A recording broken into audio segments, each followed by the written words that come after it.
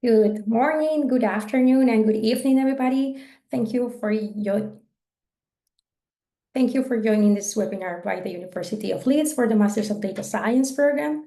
Let's give a few more seconds for the last people to join, and we will kick off this webinar. So for all of you that are joining just now, welcome again to the Masters of Data Science and Statistics Programs webinar by the University of Leeds. My name is Yelena with Coursera, and I'm an enrollment counselor. And today we're going to be hosting this webinar for you to know more about this program.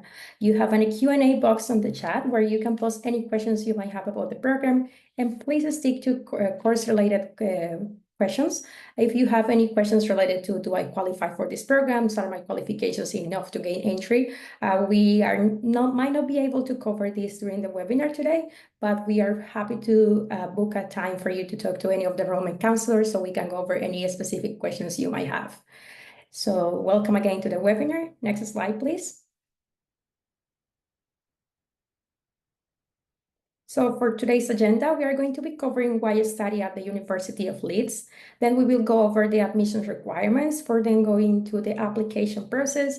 And at the end, we are going to have a live Q&A where we will be answering your questions. So I'll hand it over to Dr. Graham Murphy, Program Director, and he will be talking about why you're studying at the University of Leeds.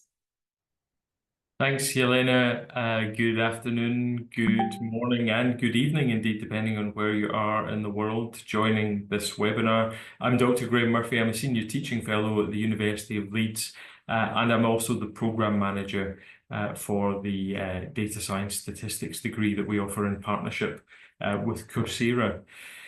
We've just wanted to open this webinar telling you a little bit about why you might consider studying at the University of Leeds. And that will take us to the next slide, where we want you to understand that we are both a research-focused and teaching-focused university. We're a top 100 ranked university. The 2025 QS rankings preserved our top 100 globally ranking, which we were very pleased about. We're a member of the Russell Group of universities. This is a collection of universities in the UK which are very much focused on research. But as well as that, we have a strong identity and presence in teaching excellence, which we think is demonstrated by the number of teaching fellowships, national teaching fellowships that have been awarded to the university in recent times.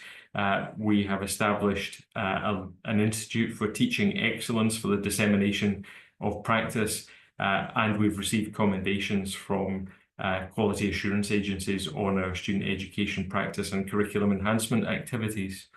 And while not all of the 39,800 students that I've highlighted on this slide are online students, I hope that it gives you confidence that a large number of students are studying with us and achieving degrees and really pursuing their objectives and achieving their aims with us here at Leeds. Moving on to the next slide is focusing just a little bit more on the online side rather than the picture as a whole. Our degree offers flexible study. We'll come back a little bit to what that means in just a moment. But another thing that we think sets us a little bit apart is the student support and the academic presence that we offer on our online programs. Increasingly, the facilities that we have at the University of Leeds are available almost in the same way to our online students as they are to our on-campus students. And what do I mean? Which facilities am I talking about? I'm really talking about our libraries, where more and more of the content from the libraries, whether that's textbooks, journals, or other articles, are available online as well as in hard copy. But also things like the academic support and development, the careers development support, and our pastoral care, which comes in the form of academic personal tutoring. Every student at Leeds has a particular academic that they have a relationship with over the period of their studies, and our online students are no different in that regard. I mentioned academic presence in the programme. That what I'm talking to there is really the fact that you'll have regular weekly interactions live online with one of the tutors for the course that you're working in, and as well as those live synchronous online activities that take place every week. The same tutors are present on discussion boards and in other offline ways to interact with the students across the activities that you're undertaking week to week, or to answer your questions on assessments or other things. Another thing that I think is worth highlighting about the programme is that we create it in partnership with a number of different parts of the university. There's, of course, the academic team that's leading the development of the content on your programme, and that's coming from leading experts in the field. But we work with our partners in the Digital Education Service to make sure that what we're producing is really up to standard, up to the kind of the very latest ideas in how online learners effectively learn, and also using some state-of-the-art content creation facilities to make sure that everything you're seeing on the platform is really designed to be an optimal experience for online students. Moving on to the next slide, we come back to what I mean by flexibility a little bit. The program, of course, is an online program, so it's 100% online. There isn't a requirement at any time to ever be on the campus at the university, although we do offer the option for students who have successfully completed the program to join us for an on-campus graduation, so we always look forward to those. But it is self-paced and has some flexibility within it. What does that mean? It means we expect our students to complete the program within 2 to 4 years, so the completion time has some flexibility. When you are in a course, when you're studying a particular part of the degree, we expect that will take you around about 20 hours per week. But we understand that most of our online students have existing other commitments, whether that's work or whether that's family commitments. So the 20 hours you can fit around your schedule. It's only the live webinar that takes place once a week and is recorded anyway for your convenience that would be the kind of fixed point in time of how you're working. As well as the flexibility within a course and the flexibility in the completion time, there are 12 modules, 12 courses that have to be completed to finish the MSc program, and it is possible to take a break now and again. Once you've started a course, you have to complete it, but you don't have to immediately proceed to the next one. You might choose to take a break and then pick up studies later on. We try to facilitate that as best we can for students, and there's usually always something that you can pick up after a short break. We'll talk a little bit more about the entry routes later, I think, but there's a standard entry route into the program, and there's also what we call a performance pathway, which within the performance pathway there are a couple of different options there for your application. The next slide will show us some, at a very high level, what the content and shape of the program is. So if we move on to that slide, we'll see that the program is built in 3 different areas. We call them carousels. That word's not particularly important, but it just implies that there's a cyclical nature to the teaching and delivery within the different parts of the program. Carousel 1, or stage 1, is where everyone will start, regardless of your pathway of entry to the program.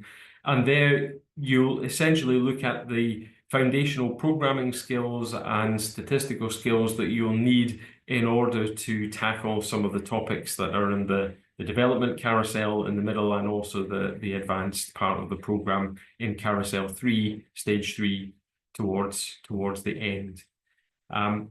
Part of the aim of carousel 1 is to make sure that all of our students have the right tool set to go forward, but we do appreciate that students are coming to us from different backgrounds, different careers, different educational backgrounds, and so some of what you see in carousel 1 might not be entirely new. For example, the Programming for Data Science module is all about Python programming, and we know that a lot of our students are already quite capable Python programmers. But even for those students, we like to think that we're giving you something new to think about in terms of data analytics or some fresh ways of coming at analysis that you might not have seen before. You can see that there are some more topics that stick out in the carousel too, that some of you might already be having an idea that they're part of the attractiveness of the program. Machine learning, for example, statistical learning and data science module, as well as you'll notice there's a project skills module preparing you for the final project, which comes in Carousel 3. You'll also see some of the more advanced statistical topics in Carousel 3, statistical computing, and also Bayesian statistics, and how Bayesian techniques can be applied in a variety of settings.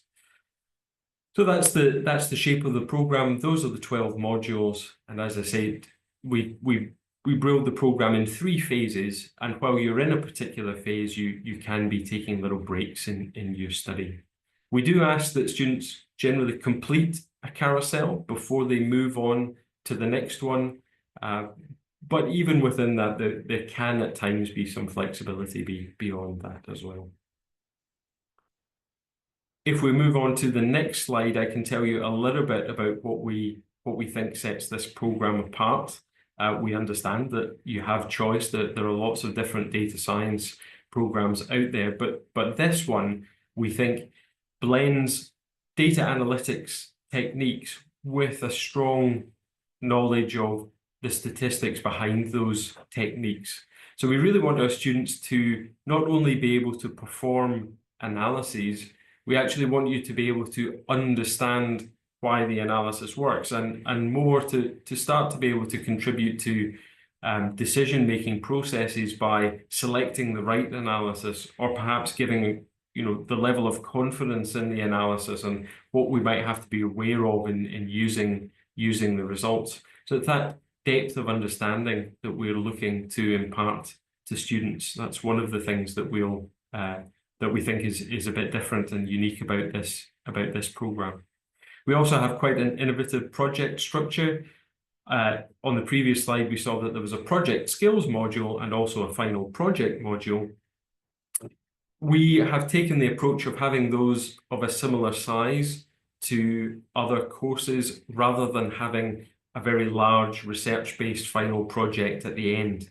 The approach we've taken to the project at the end is that it should very much mimic the kinds of project that you might see at work, or that you might be involved in future in employment in data science or statistical analysis.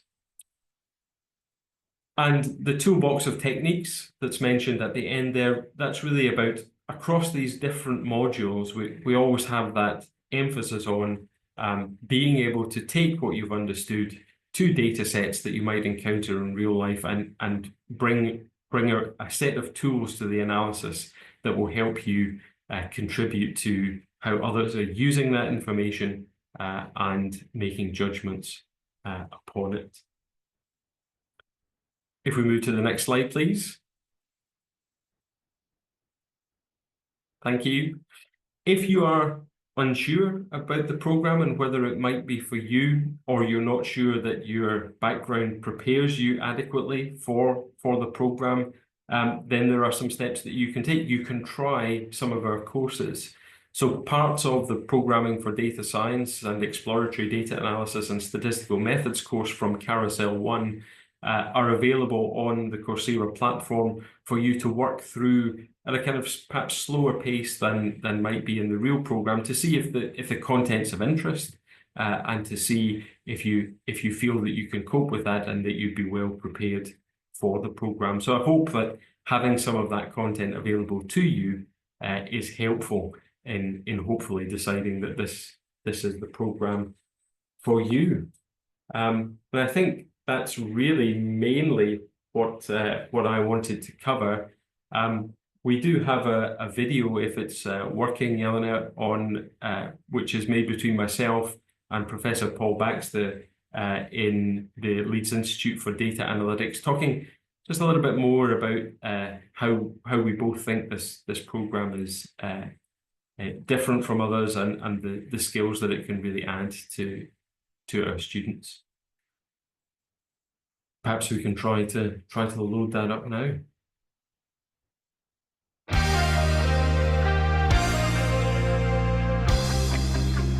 I'm Dr. Graham Murphy from the School of Mathematics. I'm the Programme Lead for the MSc Data Science Statistics. And I'm Professor Paul Baxter. I'm the Director of Education and Training in the Leeds Institute for Data Analytics. Today we'd like to tell you a little bit more about the MSc Data Science Statistics course. The programme's designed to give you a blend of the knowledge and skills of a data scientist and a statistician. There's a natural overlap in those skills, obviously, but you can expect to cover programming skills, data management, data ethics and machine learning, alongside more traditional statistical methodologies. And we believe this blend of skills is very desirable in today's data-driven world, sets our programme apart from many other data science masters. The programme places a strong emphasis on understanding statistical models and how and when to apply them in a data analysis. You'll explore linear models, multivariate models, Bayesian statistics and data visualization, and develop your understanding and confidence in those areas. And this, we feel, sets our programme apart. We certainly aim to provide you with sufficient depth of understanding so that you can not only apply but understand when to apply different techniques in data analysis. So therefore you'll know when you might or might not want to use that particular technique. Taking this approach means you should be well placed to make meaningful contributions to data analysis and decision making in practical situations, starting of course with the project module. Through projects informed by the work of the Leeds Institute for Data Analytics, you will showcase the knowledge you have acquired over the programme. Projects are designed to be very much like a real world problem. They're also shorter than a typical master's dissertation, roughly a quarter of the size. And the presentation output is usually a poster along with some other materials. And that means that you can show this to employers as an example of your work. And that type of project is only possible through our collaboration with the Leeds Institute for Data Analytics. You'll be building a toolbox of techniques that you understand how to use in data analysis, but the range of potential applications is very wide. The programme provides you with skills rather than preparing you for a narrow career path. Data analysts are in demand in the retail sector, in healthcare and medicine, in business analytics, as well as in finance and the public sector.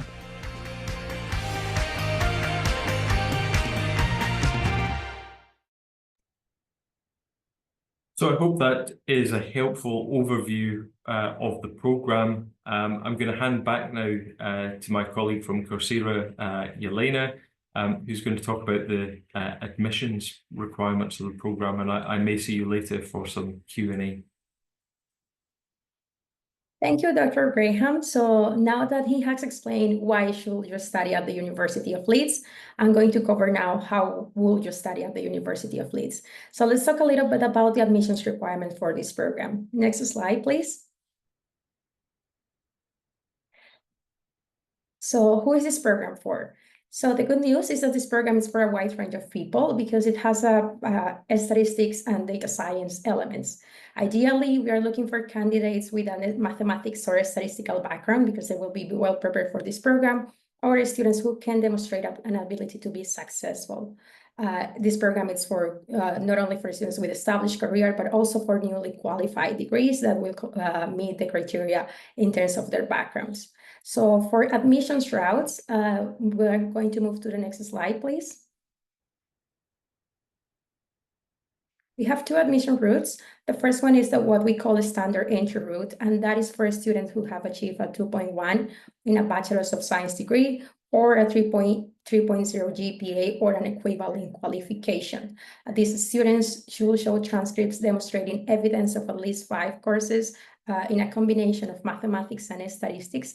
And one of those courses has to be statistics, and they have to be completed at least across 2 years of previous studies.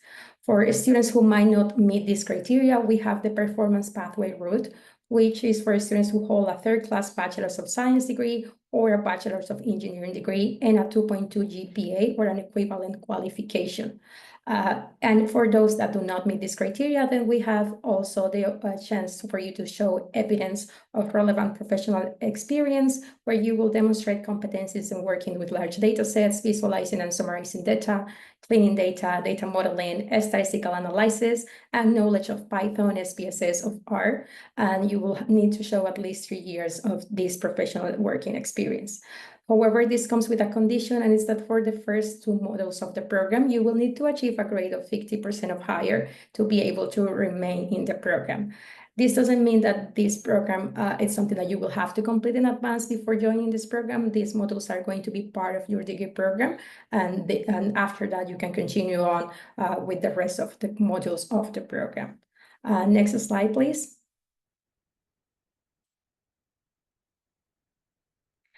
And then for those students who don't have English as their main language, they will also need to show evidence of their English language proficiency, because the medium of instruction for this program is going to be English. And ideally, they will need to have a GCSE English language skills at grade 4 or grade C, or another appropriate English language qualification. Usually, this can be demonstrated with an IELTS exam with an overall score of 6.5, or with no less than 6 in any other component, or a degree taught in English from a recognized institution that was at least 2 years at the undergraduate level or 1 year at master's level. These are not the only qualifications we accept. We are able to accept tests like TOEFL, Duolingo, Pearson, Cambridge, and many other qualifications that you can take a look at our website for their equivalence in terms of the scores that you will need to achieve.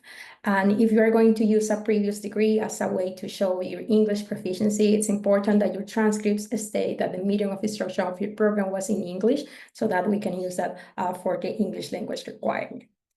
And next slide, please.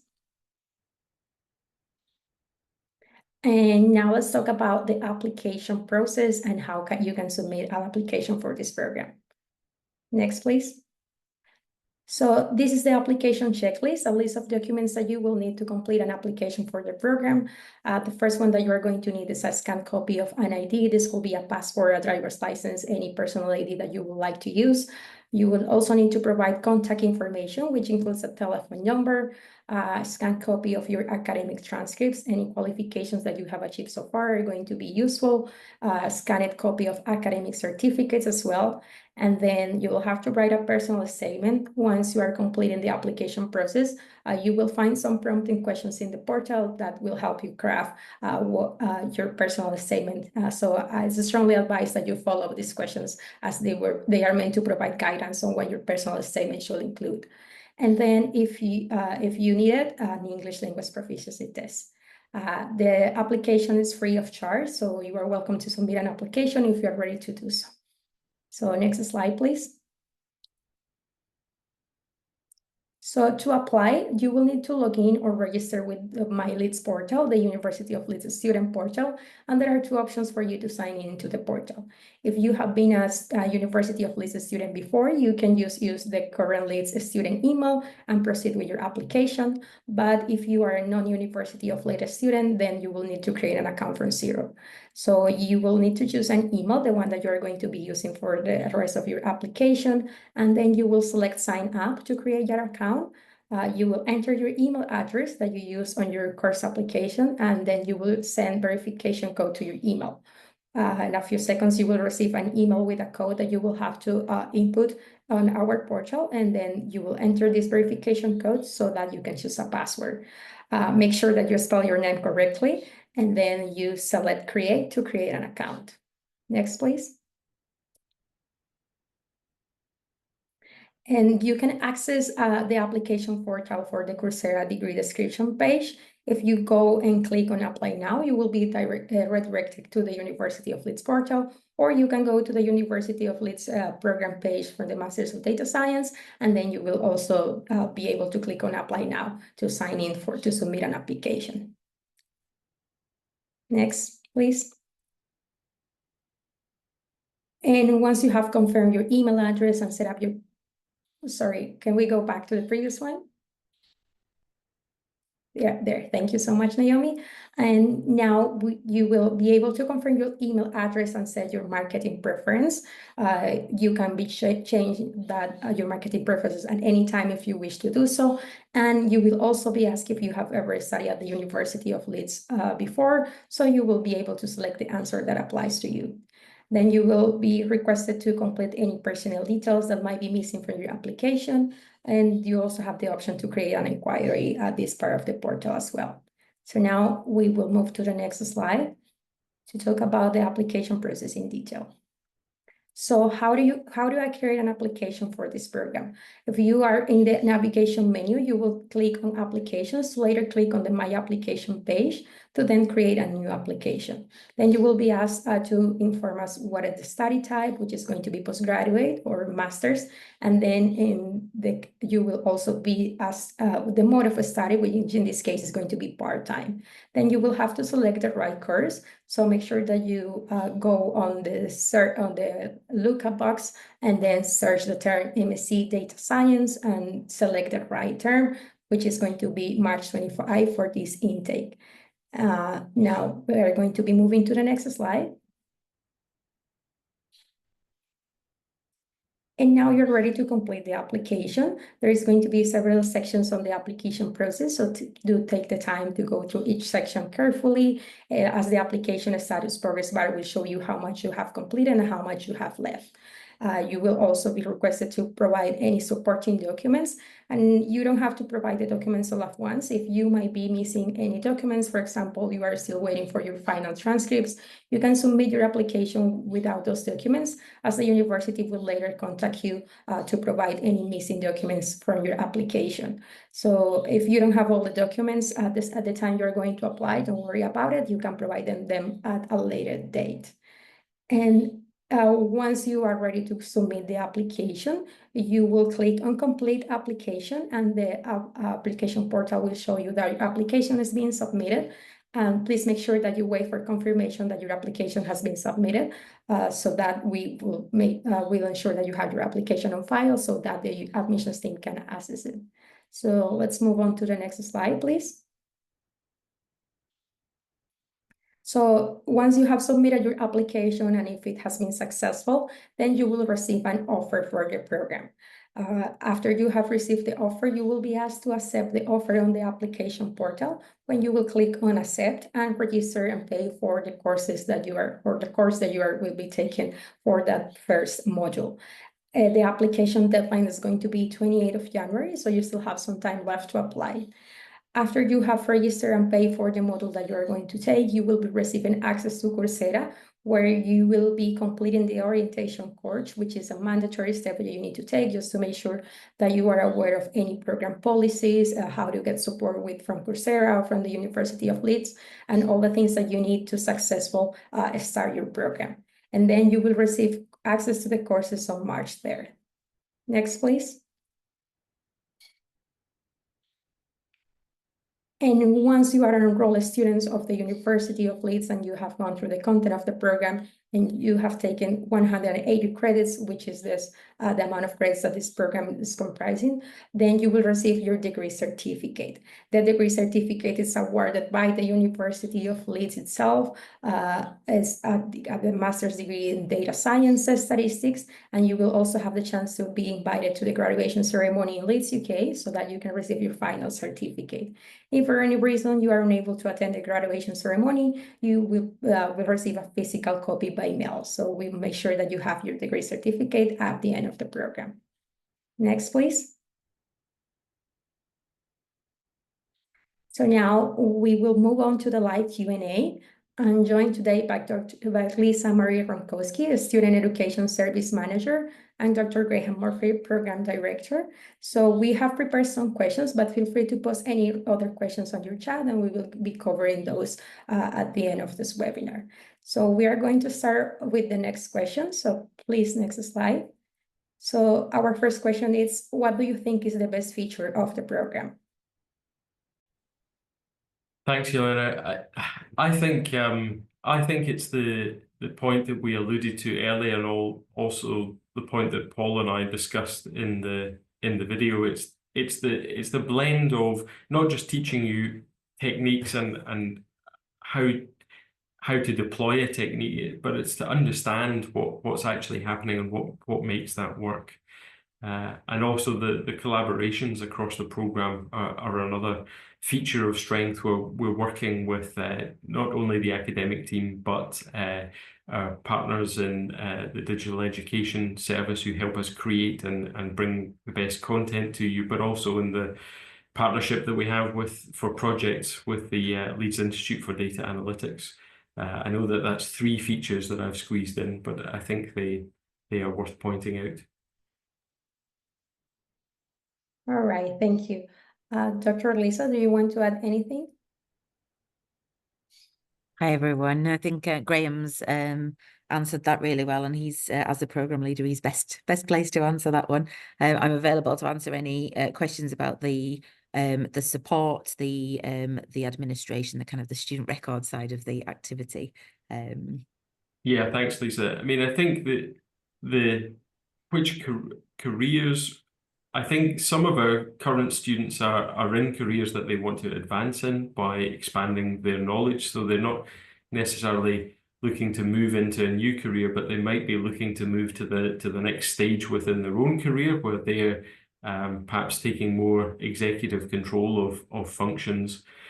But in terms of industrial sectors where graduates are useful, it really is across the board. Any brief internet search for data analyst or statistical analyst will show you that graduates are in demand across a range of sectors. That can be anything from retail and consumer business analytics to finance to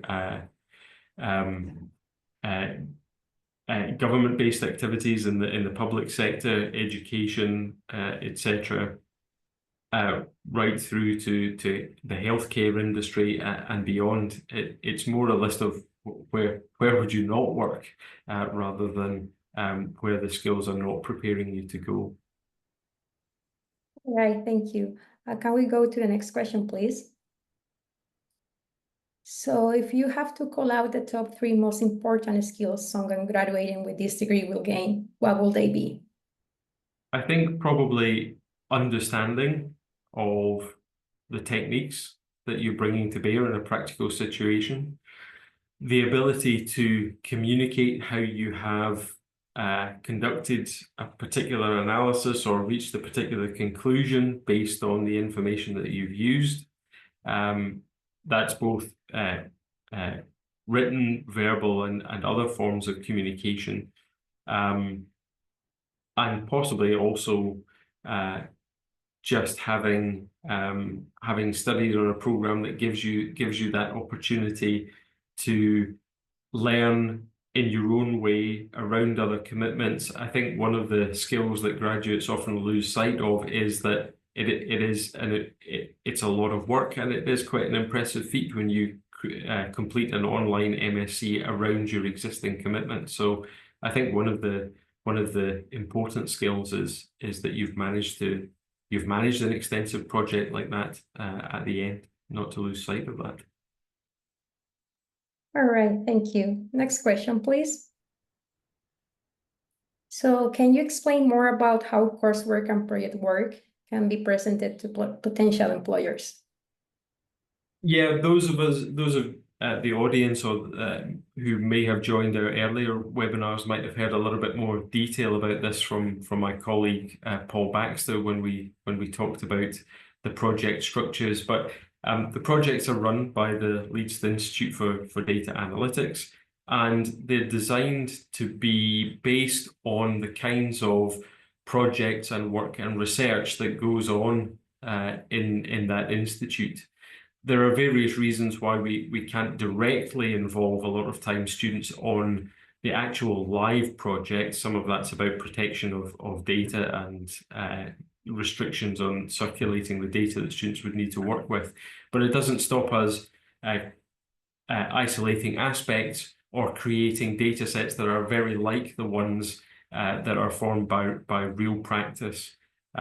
So I think the That's the philosophy of how we create the project. How it can be presented to a potential employer is that the outputs will be very naturally presentable. Quite often you'll be asked to create a poster explaining the analysis that you've done in your project, as well as perhaps a piece of annotated code or a short piece of writing that goes with that. But your employer won't have to wade through a 100-page dissertation in order to find out what you've done. Your outputs will be naturally communicable. And the same would be true of some of the coursework outputs that you have in the modules as well. These should be readily shareable. Thank you. Next question, please. So what support is available for online students? How much access do they have to tutors and lecturers? I believe this question is suited for Lisa. I'm happy to start, yes. So we have a dedicated team who are able to support with any questions, queries that you might have during the admission stage. And once you've been given an offer and you are accepted onto the programme, you'll move over to our student success team who are available to answer any queries about how you would enroll for modules, what module is coming up next, how you register as a student, all the aspects of being a University of Leeds student. They're there to help you through the induction activity as well. So once you're on the Coursera platform, there's an orientation course called Pathways to Success, which is a 3-week period at the beginning of the programme. You've got access to it throughout your studies as well, but the focus at the beginning 3 weeks, it takes you through how to be a student on this program and how to be a student on Coursera and how the program is structured. So as Graham has mentioned, it's quite a different structure to how you might have studied previously or how other online masters might be studied. You'll study one module at a time in 8-week blocks, so it's quite short, sharp studying, and we're available to help you with any queries, any questions you've got along the way, and to offer some support and guidance throughout. We also have colleagues who work in the platform as well. So if you post questions in the discussion boards, either one of our colleagues in the student success team or one of your academic tutors and lecturers will be able to answer, make sure that you get the right answers where you've asked the question. As Graham's mentioned, most of the content for the programme is available to you to work through at your own pace to make sure that it fits in with your schedule and your other responsibilities. And there are weekly webinars where you'll have face-to-face, as it were, contact with your academic teams, and they'll be able to go over the academic materials that you studied that week, answer any questions. If you've got any queries about assessments or anything at all about studies, they'll also either be able to answer them directly or signpost you to the correct person in the support team to be able to answer that for you. Graham, would you have anything to add to that from the academic side? I think that's pretty thorough, Lisa. I think the other point that we always want students to not lose track of is just because you're an online student does not mean you're not a student of the University of Leeds, and all of the support that the university offers to all of its students is available to you, and most of that is available online. Lisa gave a very good overview of the in-course support, whether it's from Lisa's team or whether it's from the academic team, and that sits and integrates together very well. But there's also support outside of that.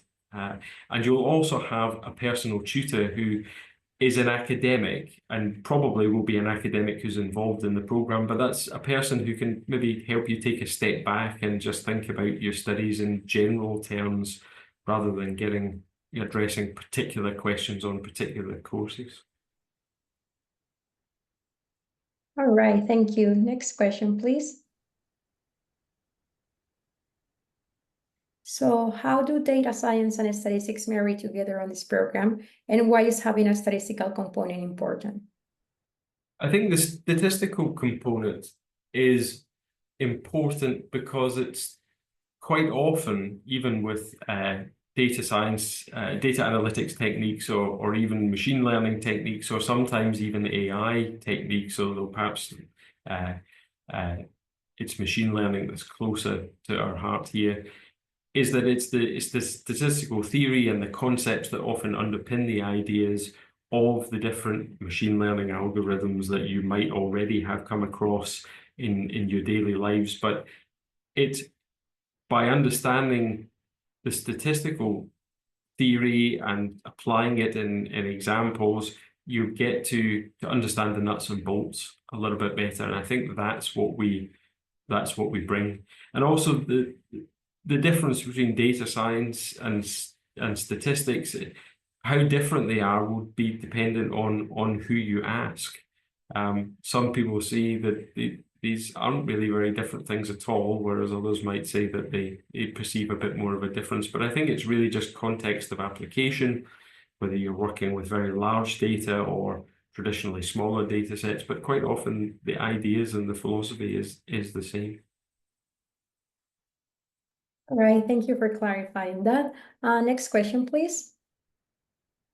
So from your experience, what are some of the positives for students outside of the UK choosing a master's degree from the University of Leeds? Yeah, I think I hope I got across at the start why we think the University of Leeds is a good place to choose to come to study. It's that combination of we're an institution that can offer you access to academics who are leading researchers in their field or are working with those leading researchers in research teams. Coupled with a university that has a very strong culture and identity of excellent teaching practice. I think it's that combination that we can offer to any of our prospective students, regardless of whether they're in the UK or outside of the UK. And of course, if you're interested in the UK MSc, then it has to be said that the online model is a little bit cheaper than coming to study on campus for a year. All right, thank you. Next question, please. So what programming languages will be taught during this program? We focus on Python and also on R. R is probably the most widely used, certainly in academic circles and increasingly in practice, statistical programming language. And Python is more and more ubiquitous in lots of programming settings. We do take a slightly different approach to how we teach the two different languages. You'll have seen it, or if you remember from the Carousel 1 picture from the program, there is a module on programming for data science which teaches you Python. Not all of our students are fluent Python users, so we have a module that will teach you that in a data science context. With R, we take a slightly different approach. We embed the teaching of R into our statistics modules. So you'll still be learning how to use the particular functionalities of R and how to code it in R, but you'll be doing it all in context. And the reason for that is it's much better to learn how to use statistical programming software in using actual examples or playing with real data than perhaps it is to learn it in abstract in isolation. So those are the two, and that's the different approach that we take to teaching students. All right, thank you. Next question, please.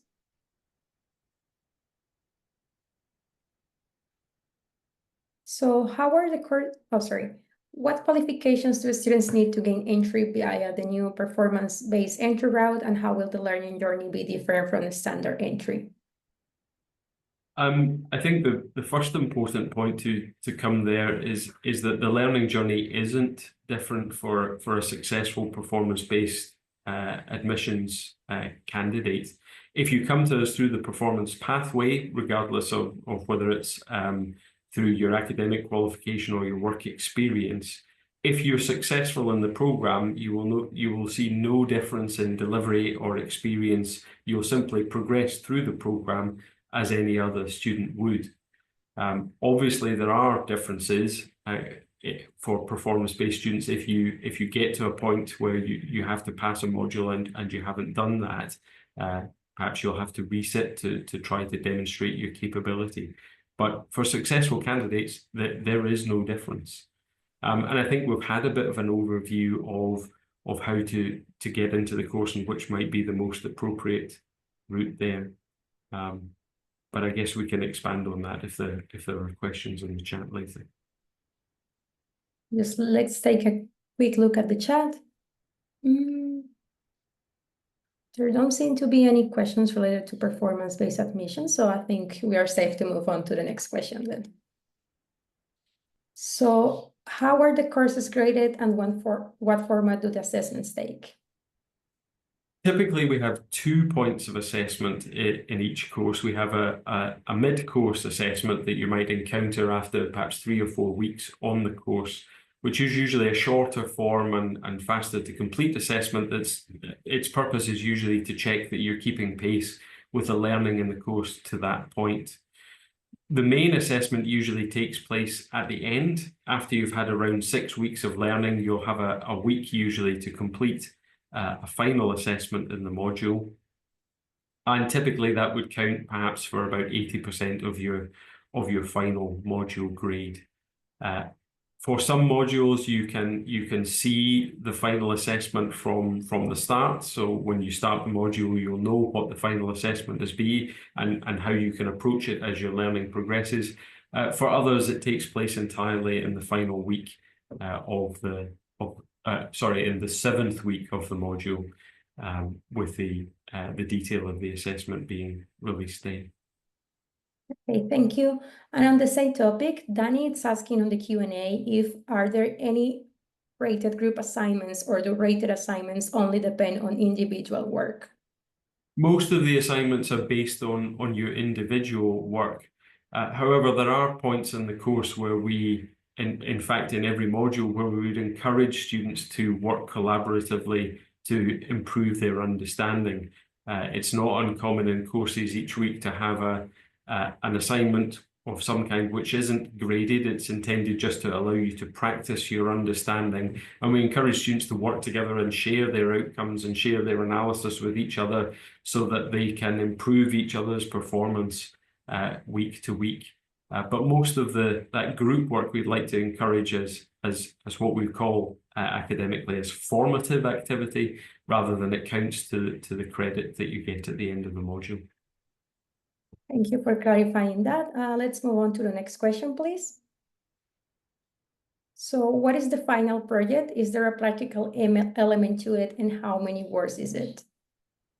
I think we've probably covered quite a bit of that in previous comments. The final project is not a long written report, so the question about word count doesn't really mean the same for our project as it might in some other degrees. Your final project is a practical project where you can work through a particular analysis or outcome, and then you present your results in a poster format, perhaps with 1 or 2 smaller accompanying items with that.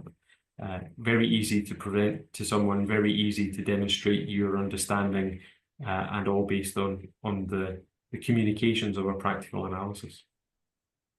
All right, and on the same topic, Alice is asking, how is the final project allocated, and do the students have any say on what type of project they do? So the final projects for the course, that there will be some range and choice within the project for you to use different techniques that you've learned.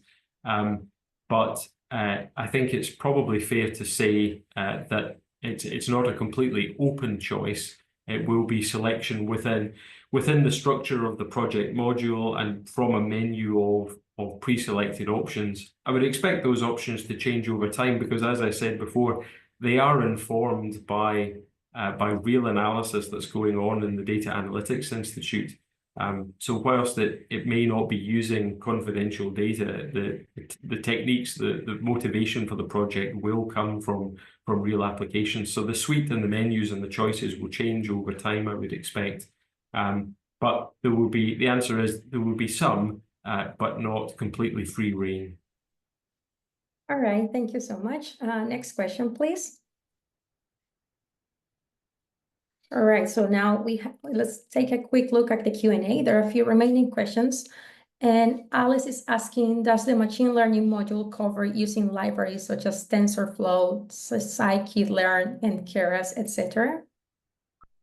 Yeah, I think rather than a particular emphasis on getting to know particular packages, such as the ones that Alex mentions, the module is really trying to get you to understand the algorithms that are covered in the module. For example, decision trees and random forest algorithms. How do they actually work, rather than how can I implement that? We'll cover implementation as well, but it's not a package-based, user-based approach that we take to the learning. It's more of the ideas, the concepts, the theories. Okay. And Chukwemeka is asking, how does this program support progress to PhD programs? I think the program is designed to support students who want to go into data analytics practice more than it is for PhD preparation. But that's not to say that a very successful student wouldn't be able to look at a PhD after this. One way that you can see the way that we've designed the program, and it doesn't immediately speak to a PhD in the way other master's programs might, is this project element that we've talked about so far. It's much more like a work-based project. It's not the long practicing research dissertation skills project. So it's not that we can't see some of our students going into a PhD after this, but I think it is fair to say that it's not one of the motivating design features of the program. We really wanted it to be understanding so that you can take it into the practical realm. But I'm sure we will have high-performing students moving on to PhD programs here at Leeds or elsewhere. Thank you. Another question from Danny. Will you consider the statistical methods module to be the crux of the MSc? And what has been the biggest challenge for students in the past? I think the statistical methods course, you'll notice, it's in Carousel 1. So in that sense, I wouldn't describe it as the crux of the MSc. It is the first of the purely statistical modules that you encounter, and the role of that module is to cover statistical theory, perhaps a little bit more theory than you might see necessarily in other courses. But it's important that we give students the right grounding both in practice and in theory to be able to be successful in the later stages of the program.